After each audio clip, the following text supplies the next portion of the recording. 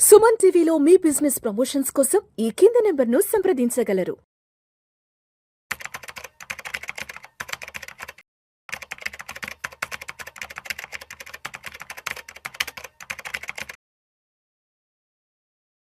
Salmon గారు నమస్తే sir. నమస్తే అండి విష్ణు గారు. Welcome to Vishnu talks and welcome to Suman TV. Thank you అండి విష్ణు గారు. సాల్మన్ గారు, మీ వీడియోస్ చూస్తున్న కొత్త ఆడియన్స్ ఎవరైతే ఉన్నారో, కొత్త ప్రేక్షకులు ఎవరైతే ఉన్నారో, లేదంటే కొత్తగా జెన్జీ కిడ్స్, ఇప్పుడంతా జెన్జీ జనరేషనే నడుస్తుంది, వాళ్ళ హవా నడుస్తుంది కాబట్టి చాలామంది మీ వీడియోస్ కింద కామన్గా ఒక క్వశ్చన్ అడిగారు. సాల్మన్ గారి చేత మ్యూచువల్ ఫండ్స్ అంటే ఏంటి, దాంట్లో రిస్క్ ఏంటి, రివార్డ్ ఏంటి, పిఎంఎస్ అంటే ఏంటి, దీంట్లో రిస్క్ ఏంటి, రివార్డ్ ఏంటి, అదే విధంగా ఏఎఫ్ అంటే ఏంటి, దీంట్లో రిస్క్ ఏంటి, రివార్డ్ ఏంటి అంటూ సో వారి చేత మీరు దీనికి సమాధానం చెప్పించగలరంటూ ప్రతి ఒక్కరు అడుగుతున్నారు కాబట్టి అందరి ప్రేక్షకులకు అర్థమయ్యే విధంగా మ్యూచువల్ ఫండ్స్ గురించి, పిఎంఎస్ గురించి, ఏఎఫ్ గురించి సరళమైన భాషలో అందరికీ తెలియచేయగలరు. రిస్క్, రివార్డు, ఇది ఎవరికి సూటబుల్ అవుతుంది ఈ ఇన్వెస్ట్మెంట్ ఏమి అన్న దాని గురించి. చూడండి విష్ణు గారు, మంచి క్వశ్చన్. మ్యూచువల్ ఫండ్స్ గురించి మనం ఇచ్చిన అవేర్నెస్ వల్ల 5 ఏళ్ళ నుంచి అందరికీ అవగాహన వచ్చింది, ఆల్మోస్ట్ అవగాహన వచ్చింది. మ్యూచువల్ ఫండ్స్ అంటే ఏమిటి? Pooled vehicle. అంటే మీలాంటి వ్యక్తులు, నాలాంటి వ్యక్తులు సంస్థల దగ్గర నుంచి డబ్బును జమ చేసి మీకు ఏ విధంగా ఇన్వెస్ట్ చేయాలో లక్ష్యానికి అనుగుణంగా ఇన్వెస్ట్ చేస్తారు. అంటే మీరు స్టాక్ మార్కెట్లో పెట్టమంటే స్టాక్ మార్కెట్లో పెడతారు, మీరు బాండ్స్లో పెట్టమంటే బాండ్స్లో పెడతారు, ట్రెజరీ బిల్స్, కమర్షియల్ పేపర్స్లో పెట్టమంటే ట్రెజరీ బిల్స్, అంటే రిస్క్ను బట్టి వాళ్ళు ఇన్వెస్ట్ చేస్తారు అందరి దగ్గర నుంచి జమ చేసి. ఇక్కడ మీకు యూనిట్స్ ఇస్తారు. ఇప్పుడు మ్యూచువల్ ఫండ్స్ అందరికీ అవగాహన వచ్చింది. Mutual funds, equity mutual funds అయితే లాంగ్ టర్మ్లో వెల్త్ క్రియేటర్స్. వెల్త్ ప్రిజర్వ్ చేసుకోవాలంటే debt funds. Wealth creators are equity mutual funds. మనకు ఆర్డినరీ వ్యక్తిని ధనవంతుడు చేయాలంటే ఈక్విటీ మ్యూచువల్ ఫండ్స్ దీర్ఘకాలం ఉండాలి. సో ఇక్కడ ఏమిటి, 100 రూపాయల నుంచి కూడా ఇన్వెస్ట్ చేసుకోవచ్చు, నెలకు 100, లేదు లంసమ్ అయితే 1000 రూపాయల నుంచి కూడా ఇన్వెస్ట్ చేసుకోవచ్చు మ్యూచువల్ ఫండ్స్. మ్యూచువల్ ఫండ్స్ కానీ, పిఎంఎస్ కానీ, ఈఐఎఫ్ కానీ రెగ్యులేటెడ్ బై సెబీ. అంటే సెబీ అండర్లో ఉండే ప్రోడక్ట్స్. అంటే ఎవ్వడు మోసం చేయడానికి లేదు. ఫస్ట్ థింగ్, మీ డబ్బు తీసుకొని పారిపోయే అధికారం మ్యూచువల్ ఫండ్ సంస్థలకు లేదు, ఏఎంసీలకి లేదు. డబ్బులు ఇన్వెస్ట్ చేసుకుని ఎత్తేసే స్కీములు అయితే కాదు, డబ్బులు ఎత్తేసే స్కీములు కాదు. సో మ్యూచువల్ ఫండ్స్ అర్థమైపోయింది. పిఎంఎస్ గత 5 ఏళ్ల నుంచి, అంటే ఎప్పటి నుంచో ఉంది పిఎంఎస్, గత 5 ఏళ్ల నుంచి పిఎంఎస్ డ్రాస్టికల్గా అభివృద్ధి చెందుతుంది. మ్యూచువల్ ఫండ్స్లో మీలాంటి వాళ్ళు, నాలాంటి వాళ్ళు, సంస్థలు అందరూ ఇన్వెస్ట్ చేసిన డబ్బు ఏఈఎం 83 లక్షల కోట్లు. అసెట్స్ అండర్ మేనేజ్మెంట్ ఆల్మోస్ట్ 82-83 లక్షల కోట్లు ఉంది. పిఎంఎస్లో ఈ రోజుకి 43 లక్షల కోట్లు.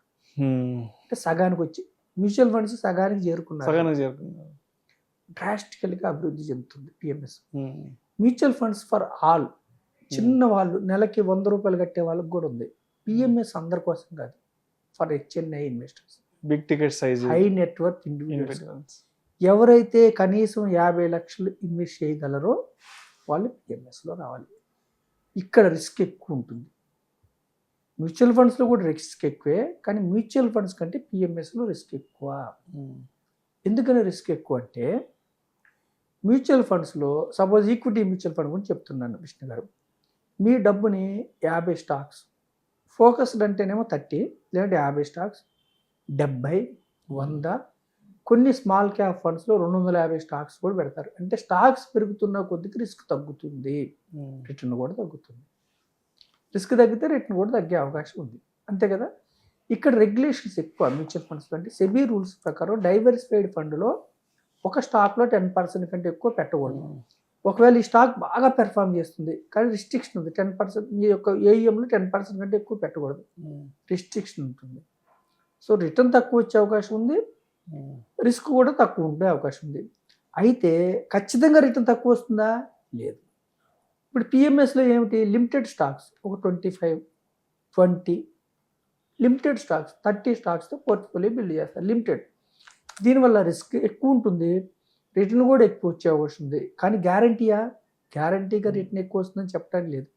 ఏమిటి తృప్తి హెచ్ఎన్ఐ ఇన్వెస్టర్ కంటే, పిఎంఎస్లో స్టాక్స్ స్కీమ్ పేరు మీద, ఏఎంసీ పేరు మీద ఉంటాయి, అంటే స్కీమ్ పేరు మీద ఉంటాయి. ఇప్పుడు మీరు ఒక మిడ్ క్యాప్ ఫండ్ తీసుకుంటే ఆ ఫండ్ స్కీమ్ పేరు మీద ఉంటాయి. వేరే పిఎంఎస్లో డైరెక్ట్గా మీకే డీమ్యాట్ అకౌంట్ ఓపెన్ చేస్తారు. మీ యొక్క డీమ్యాట్ అకౌంట్లోనే fund manager, portfolio manager trade చేస్తూ ఉంటాడు. సో పిఎంఎస్లు ఇక్కడ ఏమనుకుంటారంటే జనాలు, ఈక్విటీ పిఎంఎస్ ఒకటే లేదు, 43 లక్షల కోట్లలో ఒక సుమారు 35 లక్షల కోట్లు bond, fixed income PMS, REITs, InvITs అంటే కమోడిటీ పిఎంఎస్, తర్వాత మ్యూచువల్ ఫండ్ బేస్డ్ పిఎంఎస్. అంటే పిఎంఎస్లో 4-5 రకాలు ఉన్నాయి విష్ణు గారు. ఒకటి ఈక్విటీ, అంటే డైరెక్ట్గా స్టాక్స్ మీకోసం కొంటారు, అందులో ఉన్న డబ్బు చాలా తక్కువ. రెండోది ఫిక్స్డ్ ఇన్కమ్, అంటే ఇప్పుడు బాండ్స్ ఉన్నాయి, కంపెనీస్కి అప్పు ఇవ్వటం, corporate bonds, government securities, treasury bills, commercial papers, ఇట్లా bonds PMS, fixed income PMS అంటారు.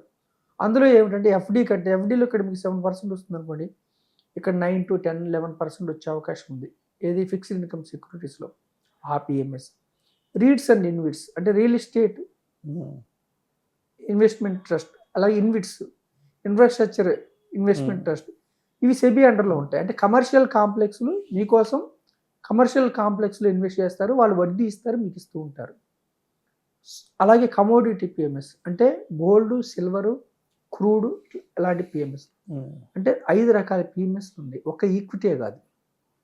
సో మీరు రిస్క్ తీసుకునే సామర్థ్యాన్ని బట్టి పిఎంఎస్ తీసుకోవచ్చు.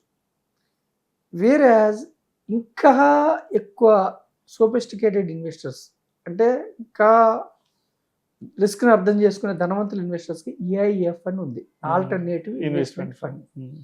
ఇక్కడ చాలా రిస్క్ ఉంటుంది, కానీ రిటర్న్ చాలా ఎక్కువ వచ్చే అవకాశం ఉంది ఏఐఎఫ్లో. ఎలా అంటే 3 రకాల ఏఐఎఫ్లు ఉన్నాయి విష్ణు గారు. Category 1, category 2, category 3. ఇప్పుడు కేటగిరీ 1 చెప్తాను ఉదాహరణకి. వెంచర్ క్యాపిటల్ ఫండ్స్ అని ఉంటాయి. ఇప్పుడు జొమాటో ఉంది ఈరోజు, ఉదాహరణకు అర్థం కావడానికి నేను స్టాక్ పేరు చెప్తున్నాను. 2014లో అది స్టార్టప్. స్విగ్గీ ఒకప్పుడు స్టార్టప్. అట్లా ఈ రోజు ఉన్న పెద్ద లిస్టెడ్ కంపెనీస్ అన్ని ఒకప్పుడు స్టార్టప్స్. కొన్ని సంవత్సరాల క్రితం మైక్రోసాఫ్ట్ కూడా స్టార్టప్. ఆ టైంలో బిల్ గేట్స్కి డబ్బు లేకపోతే ఇబ్బంది పడ్డారు. అంటే స్టార్టప్స్లో ఇన్వెస్ట్ చేసే అవకాశం venture capital funds, SME funds ద్వారా ఏఐఎఫ్లో అవకాశం ఉంది. వేరే మ్యూచువల్ ఫండ్స్లో, పిఎంఎస్లో లేదు. అంటే స్టార్టప్స్లో ఏమిటి, ఇప్పుడు 10-15 స్టార్టప్స్లో మీరు ఇన్వెస్ట్ చేశారనుకోండి, అందులో ఎక్కువ శాతం స్టార్టప్స్ దెబ్బతినే అవకాశం ఉంటుంది. కానీ 1-2 స్టార్టప్స్ మల్టీ బ్యాగర్స్, 100 బ్యాగర్స్ అయ్యే అవకాశం ఉంది. అది ఉంది. తర్వాత ప్రైవేట్ ఈక్విటీ, మ్యూచువల్ ఫండ్స్లో, పిఎంఎస్లో ప్రైవేట్ ఈక్విటీ ఇన్వెస్ట్ చేసే అవకాశం లేదు. ప్రైవేట్ ఈక్విటీ అంటే ఏంటి, ఇప్పుడు ఎస్బీఐ మ్యూచువల్ ఫండ్ మన లిస్టింగ్కి వచ్చింది విష్ణు గారు. ఎస్బీఐ మ్యూచువల్ ఫండ్ లిస్టింగ్ రాకముందు కంపెనీ ప్రైవేట్ ఈక్విటీ ద్వారా నిధులు సమీకరించుకుంటుంది. అలాగే ఎన్ఎస్సి ఇప్పుడు ప్రైవేట్ ఈక్విటీలో ఉంది, ఇంకా లిస్టింగ్ కాలేదు. అంటే కొన్ని లిస్టింగ్ కాకముందు ప్రైవేట్ ఈక్విటీలో షేర్లు దొరుకుతాయి. ఆ ప్రైవేట్ ఈక్విటీలో ఇన్వెస్ట్ చేసే అవకాశం ఏఐఎఫ్లో ఉంది. అంటే ఎక్కువ రిస్క్ తీసుకునే. ప్రైవేట్ ఈక్విటీలో ఉన్న సమస్య ఏమిటి, లిస్టింగ్ అయ్యే వరకు అమ్ముకోవడానికి లేదు, అంటే కొంత లాకింగ్ ఉంటుంది. అలాగే వెంచర్ క్యాపిటల్ ఫండ్స్లో, స్టార్టప్స్లో లాకింగ్ ఉంటుంది. అలాగే ఇప్పుడు మనం చూడండి, క్రూడ్ ఆయిల్ తగ్గించుకోవడం కోసం ఎలక్ట్రిక్ వెహికల్స్ కానీ సోలార్కి కానీ కొంత ఊతమిస్తున్నాం. అలాంటప్పుడు గవర్నమెంట్ ఏం చేస్తుంది, కొన్ని funds social economical welfare funds అని ఉంటాయి, అంటే వాళ్ళకి ఇన్సెంటివ్స్ ఇస్తారు. అలాంటివి ఐఎఫ్లో ఉంటాయి. మూడవది ఏమిటి, ఇది కేటగిరీ 2, అంటే private equity and real estate ఉన్నవి కేటగిరీ 2. అదే venture capital, social economic funds category 1. మూడోది కేటగిరీ 3. కేటగిరీ 3 ఏంటంటే మన మ్యూచువల్ ఫండ్స్ లాగానే స్టాక్స్లో ఇన్వెస్ట్ చేస్తారు. కానీ మనం ఇన్ని రోజులు ఏం చెప్తున్నాము, ఎస్పెషల్లీ రిటైల్ ఇన్వెస్టర్స్కి నో ట్రేడింగ్ వద్దు, 100కి 92 మందికి డబ్బులు పోతున్నాయి. ఎందుకు పోతున్నాయి, ట్రేడింగ్లో లివరేజ్ తీసుకొని ఆడతారు, ఎక్కువ పోతున్నాయి. ఇక్కడ ఏఎఫ్3లో ఒక 75% అమౌంట్ లిస్టెడ్ స్టాక్స్లో ఇన్వెస్ట్ చేస్తారు, 25% ట్రేడింగ్ చేయడానికి అవకాశం ఉంది. అంటే షార్ట్ చేయడానికి అవకాశం ఉంది, ఎడ్జ్ చేయడానికి అవకాశం ఉంది. వీళ్ళు లివరేజ్ తీసుకోవచ్చు కేటగిరీ 3లో. సో ఇక్కడ ఏమైంది, ట్రేడింగ్ చేసినప్పుడు ఏమవుతుంది విష్ణు గారు, అయితే హై రిటర్న్స్ వస్తాయి, పోతే. అంటే ఇక్కడ ఇన్స్టిట్యూషనల్ చేస్తున్నారు కాబట్టి, బాగా నాలెడ్జ్తో చేస్తున్నారు కాబట్టి కేటగిరీ 3 ఏఎఫ్ అంటే ఈ 3 కేటగిరీలో కూడా హై రిటర్న్ హై రిస్క్ ఉండే అవకాశం ఉంటుంది. అలాగే కేటగిరీ 3లో open ended close ended. Open ended ఎప్పుడైనా ఎంట్రీ కావచ్చు, ఎప్పుడైనా ఎగ్జిట్. కానీ ఏఎఫ్లు పబ్లిక్ పూల్డ్ కాదు, ప్రైవేట్ పూల్డ్. అంటే 1000 మంది కంటే ఎక్కువ మంది దగ్గర నుంచి డబ్బులు తీసుకోవడానికి అవకాశం లేదు. ఒక 1000 కోట్లు 2000 కోట్లు అవ్వగానే ఏఎఫ్ ఆపేయాలి, నెక్స్ట్ ఏఎఫ్ స్టార్ట్ చేయాలి మళ్ళీ. సో ఇది ఇండివిజువల్ పర్సన్ టు పర్సన్ కూర్చొని అమ్మేది. ఇది ప్రైవేటుగా పబ్లిక్గా మనం యాడ్స్ ఇచ్చి కలెక్ట్ చేసేది కాదు ఏఐఎఫ్. రిస్క్ని అర్థం చేసుకొని చేసేది ఏఐఎఫ్. కేటగిరీ 3లో ఏమిటంటే మళ్ళీ ట్యాక్సేషన్, అంటే ఫండ్ లెవెల్లోనే ట్యాక్సేషన్ ఉంటుంది, మళ్ళీ కట్టే పని లేదు, మనం ఇన్వెస్టర్ కట్టే పని లేదు కేటగిరీ 3లో. వేరే category 1, 2 is different. But category 3 ఏఐఎఫ్లో సపోజ్ 1 కోటి పెట్టాడు అనుకోండి, 5 ఏళ్ళకి 2 కోట్లు అయింది అనుకోండి, ఆ ఇన్వెస్టర్ ఏం మళ్ళీ ట్యాక్స్ కట్టే పని లేదు, అంటే ఫండ్ లెవెల్లోనే అడ్జస్ట్ చేస్తారు ట్యాక్సేషన్.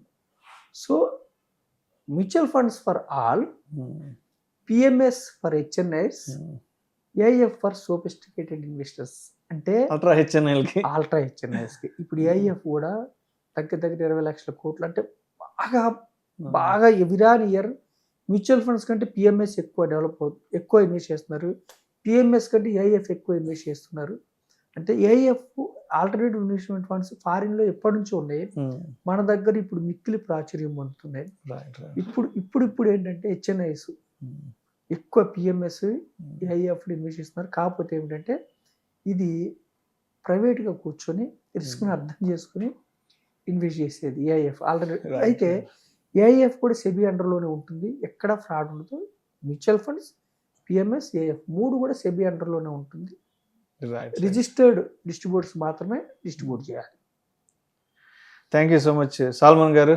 పిఎంఎస్ అంటే ఏంటి, ఇది ఎవరికి ఉపయోగపడుతుంది, దీంట్లో రిస్క్ రివార్డ్ ఎలా ఉంటుంది, అదేవిధంగా అసలు మ్యూచువల్ ఫండ్స్ అంటే ఏంటి, ఇది ఏ కేటగిరీ ఆఫ్ పీపుల్కి సూటబుల్ అవుతుంది, దీంట్లో రిస్క్ రివార్డ్ ఎలా ఉంటుంది, అదేవిధంగా ఏఐఎఫ్ అంటే ఏంటి, దీంట్లో రిస్క్ రివార్డ్ ఎలా ఉంటుంది, ఇది ఏ కేటగిరీ ఆఫ్ పీపుల్కి సెట్ అవుతుంది అన్న దాని గురించి చాలా సింప్లిఫైడ్ వేలో, చాలా సరళమైన భాషల్లో ప్రేక్షకులకు అర్థమయ్యేలా తెలియజేశారు. Thank you so much sir. Thank you Vishnu గారు.